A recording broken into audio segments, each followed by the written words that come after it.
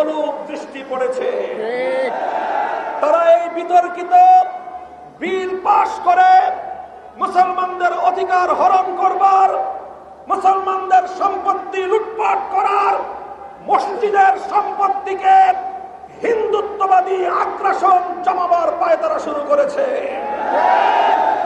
আমরা বাংলাদেশের পক্ষ থেকে এই জাতীয় চরম সাম্প্রদায়িক উগ্রবাদী সিদ্ধান্তের এবং বিল পাশের চরম নিন্দা জ্ঞাপন করছি। স্পষ্ট ভাষায় আমরা দাবি জানাতে চাই, অনতিবিলম্বে এই বিতর্কিত ওয়াকফ বিল 2025 বাতিল করতে হবে।